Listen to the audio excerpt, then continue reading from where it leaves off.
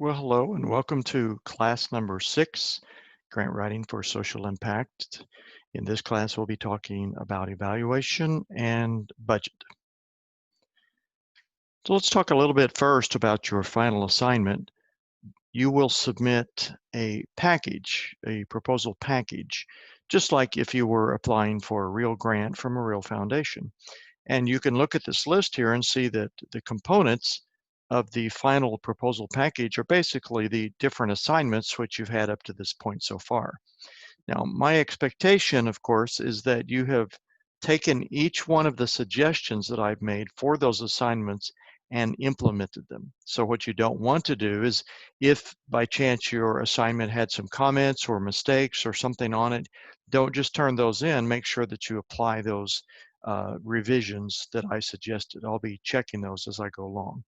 So here you can see it's the cover letter, the letter of interest or inquiry, the problem or need statement, your goals and objectives, your methods, a timeline of implementation and evaluation, your budget, an organizational overview, and then appendices. And I'll talk about those coming up on another slide.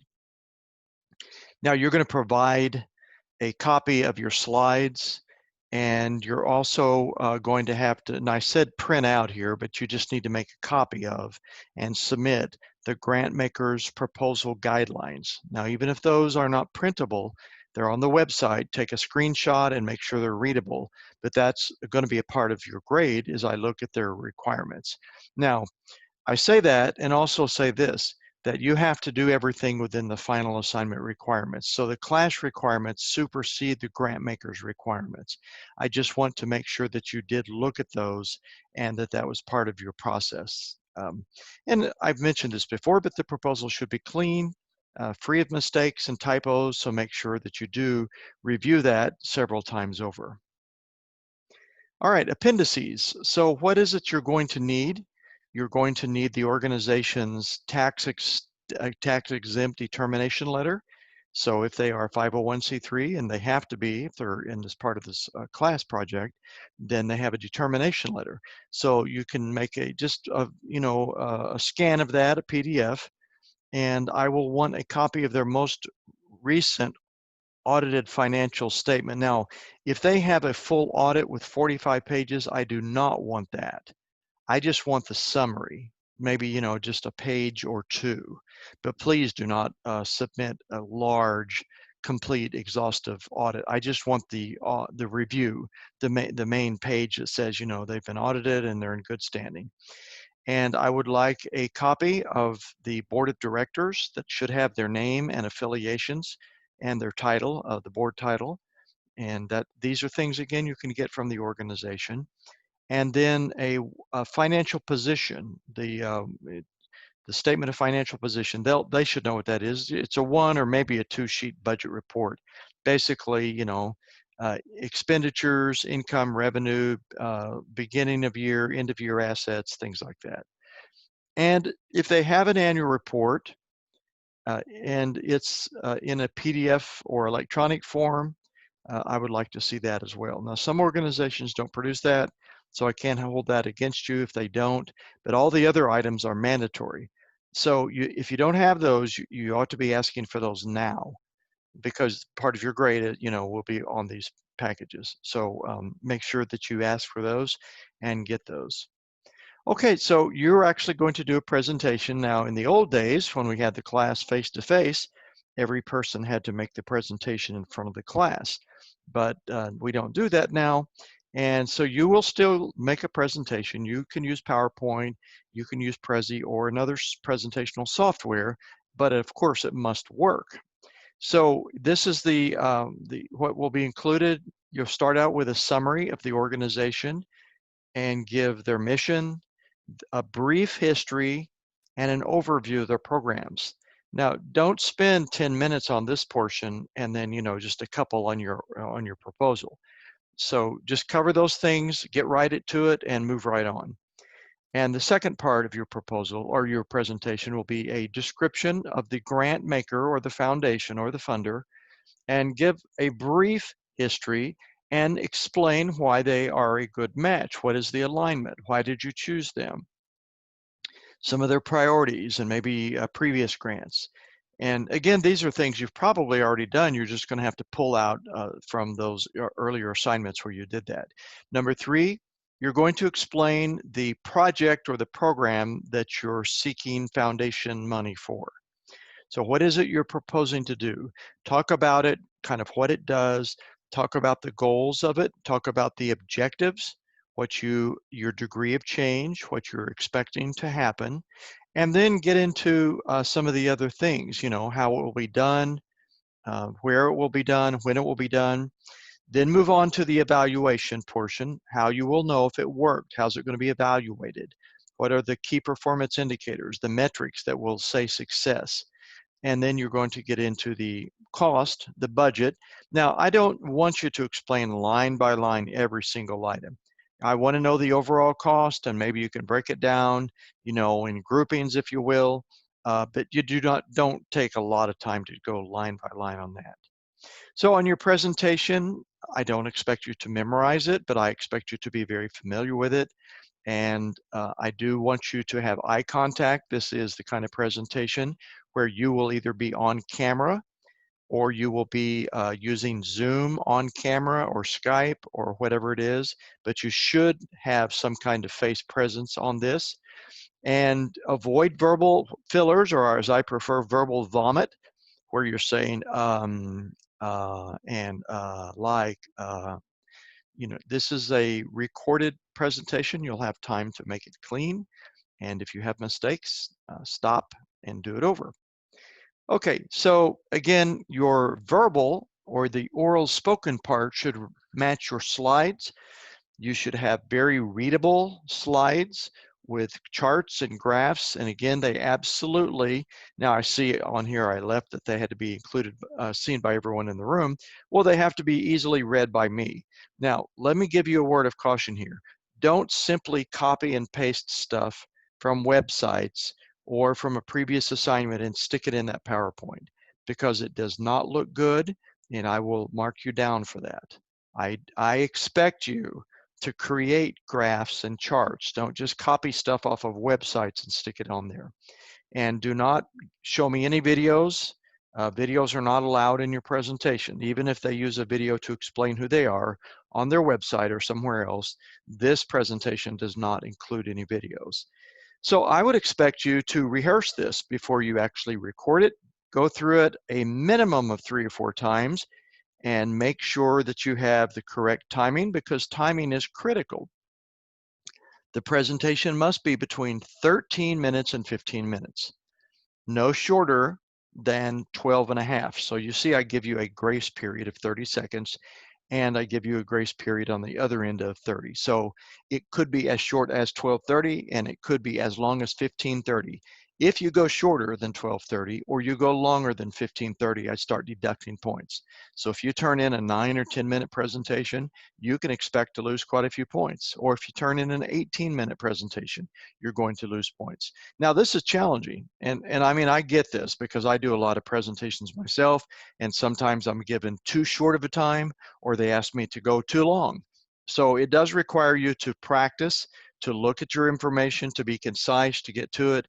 And again, make sure you're following that proper structure in order that I have given you. All right, so let's talk a little bit about the budget. So I have said throughout the course of this session and this class that everything ties together, everything fits. So we started talking early in the class about what it is you want to do and what you want to accomplish. So those are the goals. So we'll set that at the top. That's the big aspirational thing you want to do. And then we moved into objectives. What are the things that you need to accomplish to achieve that? So if you wanted to, eliminate illiteracy, you probably have to do several things. You're going to have to bite that off in chunks. So the objectives are the chunks. You're going to have to show, and then each objective shows a change, a degree of change. Increase by 15%, add 25%, so, and you can go back in the lecture and the readings and see what I'm talking about there. And then underneath each objective, you're going to have the methods. So the methods are the things that you have to do to actually achieve the objectives. What are the activities? Who are the people involved? What are the resources? And then underneath that, you would have evaluation. So if we had 3 objectives, and we could have added a line underneath those methods, and then we would put evaluation. And then you get right down to the budget. So you see, this is how it makes sense. If I'm reading in your methods and you say, we're going to do this, we're going to do this, and we're going to go this place, we're going to hire this person, we're going to use this equipment. And then I look in the budget and there's nothing about that there. I'm wondering, where will this come from? Who will do it? How's it going to be paid for? So you see how it fits together? I'm going to be wondering how you'll fund things. Or likewise, if you have something in your budget and you're asking for an item, but it's not mentioned in your methods, I'm wondering why. So everything supports everything else here. And that's going to be critical as you do this. Now your budget's going to have 2 different areas, or there are 2 types of budgets. There's an agency budget, which will be their annual operational budget. You know, it could be 1.5 million or 700,000 or whatever. That lists everything, their income, their expenses, their revenue, their assets. And then there's a project budget. So a project budget is specific to what is going to, the money, the resources it will take to carry out this specific program or project for which you're requesting money. So that's what you're focusing on. I put the red arrow there. You're focusing on the project budget, not the organizational budget. And then your project budget has 2 parts. It has line items, which look like, you know, on a ledger. They're different numbers and descriptions. And then you have a narrative, and the narrative explains what you mean by the line or the ledgers. So these are going to be the typical items you're going to see in a budget. It is okay to ask for staff, especially if you have to hire someone. It is okay in some cases to actually ask for the budget or partial budget of someone who's already on staff but may not be directly overseeing the project. It's also possible that if an organization is paying monthly lease or rent space, and this new program or project occupies a certain percentage of the office, you can charge that percentage against the total office space. So, I mean, let's make it easy. Let's say you have a 1,000 square foot office and you have 200 square feet partitioned off, which that's where your program functions and the people who do the program sit there. So you could actually say 20% of the current lease space or rent space will be allocated toward this, and you could ask a funder for that space in that portion. And of course, supplies, you know, do you need equipment? Are you going to need electronics? Are you going to need paper? Are you going to need printing? What are the things you're going to need to do? You may have to buy a laptop. You may have to buy a portable video projector. Travel. Now, I put the little asterisks there because a lot of funders don't pay for travel, so be careful and check on that. But for instance, if you were in Springfield and you were serving outlying communities like Republic or Willard or even further, you know, in Southwest Missouri, and your program required driving back and forth to those cities, you could actually put in there the cost of travel. So travel and then printing and promotion. So let's say you are starting a program in a different city. You might need to promote that. You're going to have to get the word out. You might have to create flyers.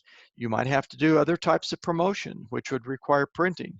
Or printing could also be, what if you are implementing a program and you're passing out literature or you have curriculum, things like that. So you can see, again, how everything ties together is all of these are coming from the methods which support your objectives. All right, so here's an example again. This is going to be the line item I'm talking about. So we'd start here with personnel. We're saying the organization has an administrative assistant, and then that administrative assistant will be dedicating, and I put here 50%, but whatever percentage of time it is.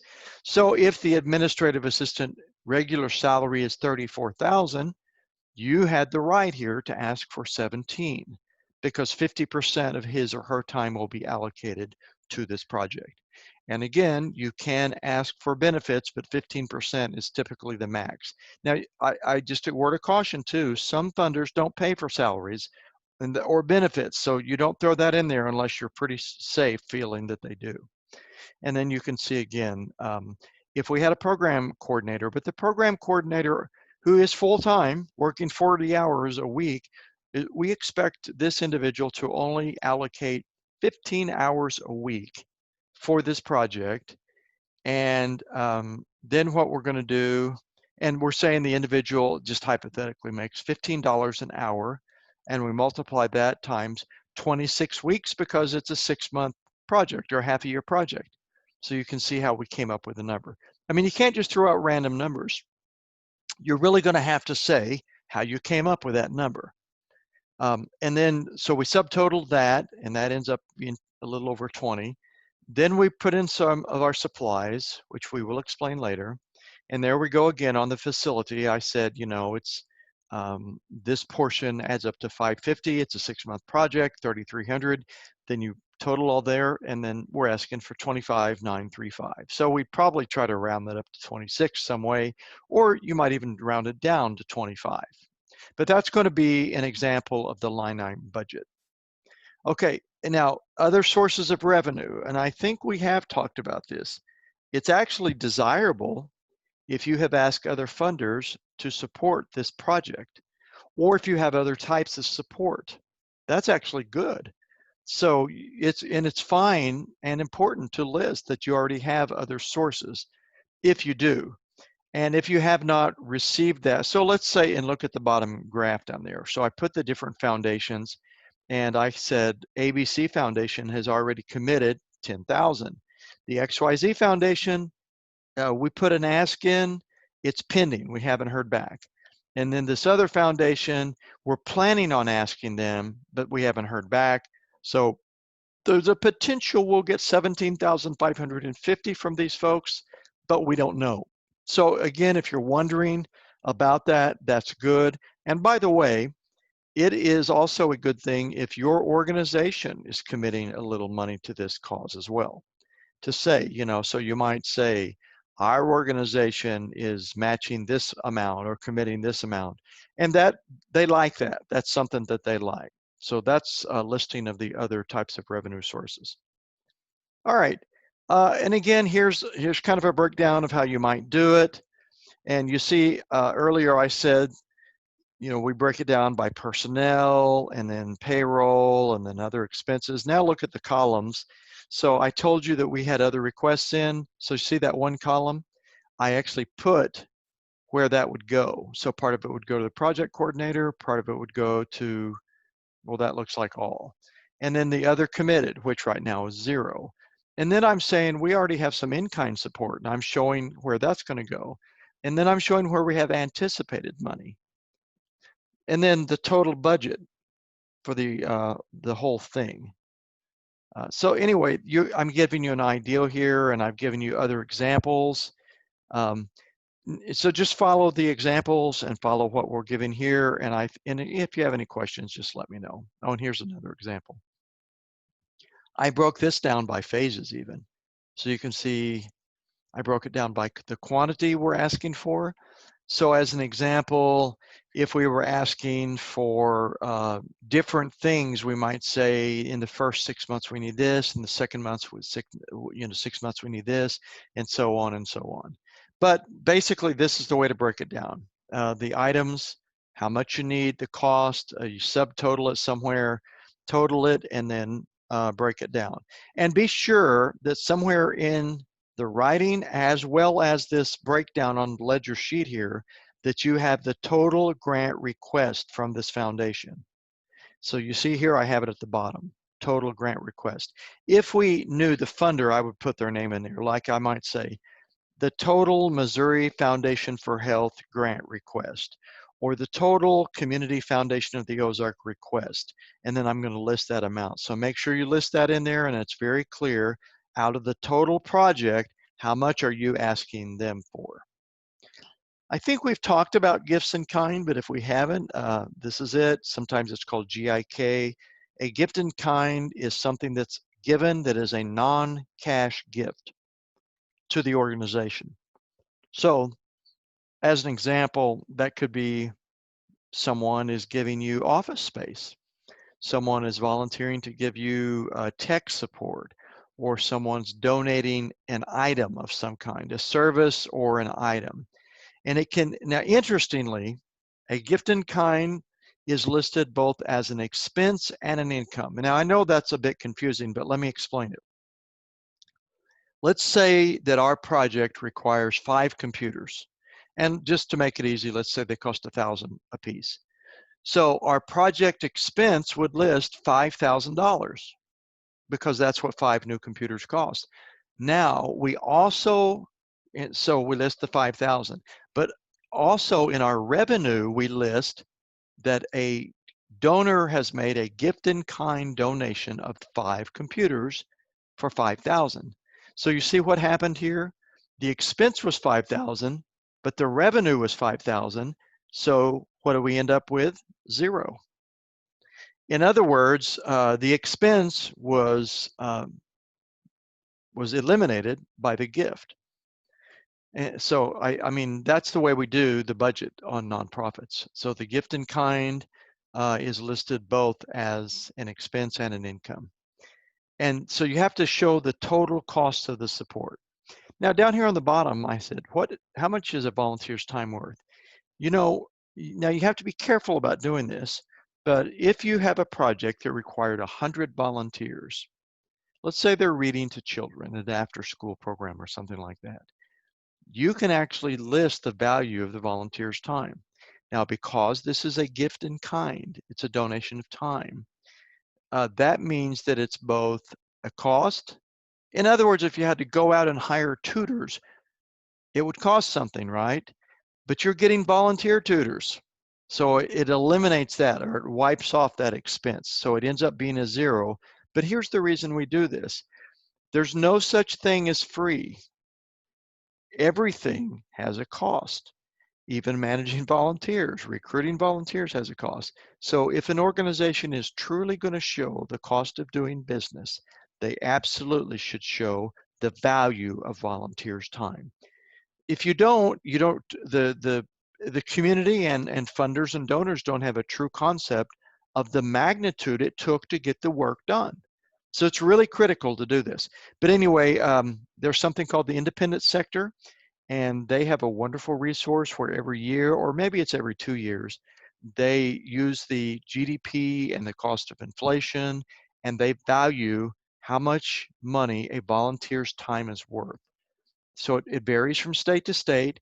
In Missouri, it's $23.96 an hour. Now, if you think about this, if you have a program that has 100 volunteers, and let's say they volunteer 5 hours each per month, which really is low.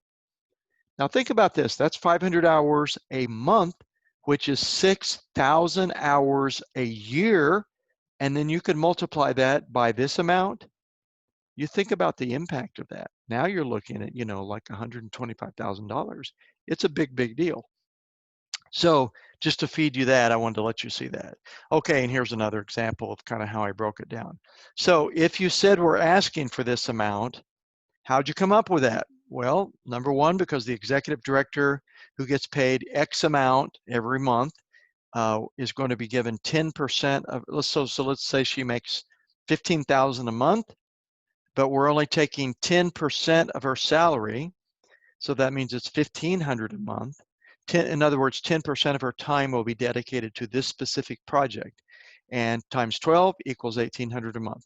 And you see how I did this, the project director and so on and so on. We allocate how much do they make in a year, what percentage of their time, and you multiply that to how many months they're going to be spending.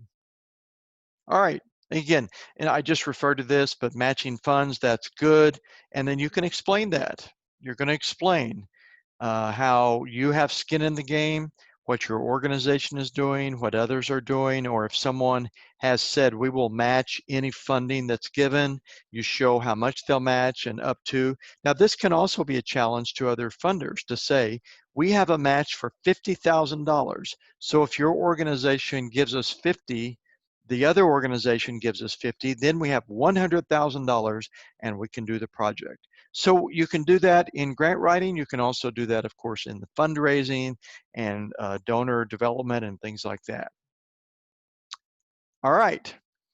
So the budget is for for the program only. It's not for the entire organizational budget. It's only what you're doing.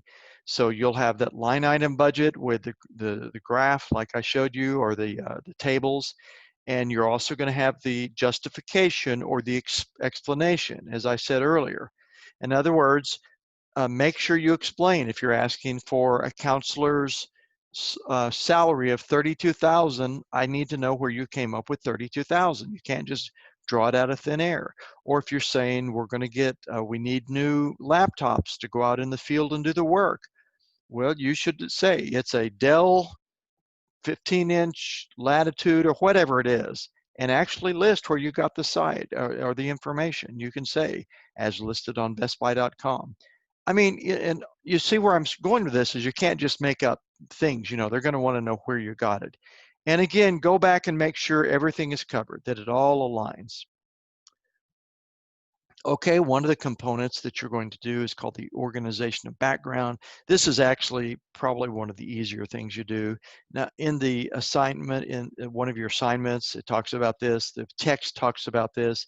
It just provides a snapshot of your organization, talks a little bit about who's employed, what is their credibility to do the work.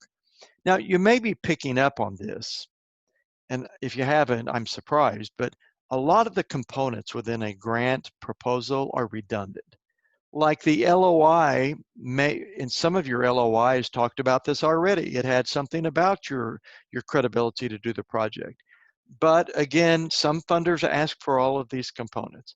So just make sure you do that. Make sure that you follow the directions on what should be in this part, and you include all of those in yours. Okay, there you go. So the background include the mission and vision, a little history on how long you've been around, and talk about who you serve, and talk about your board and your staff, and some of the demographics of the organization, and then why you're unique, what it is you do that maybe nobody else, hopefully nobody else does, and how you partner with other nonprofits and government entities and companies throughout the community to do what you do. All right, and then the cover letter. So the cover letter here, and it gets, again, going to have some of the same information, but it's going to talk briefly about the organization, talk about, and this is an important component, that the board of directors is in full support of this project.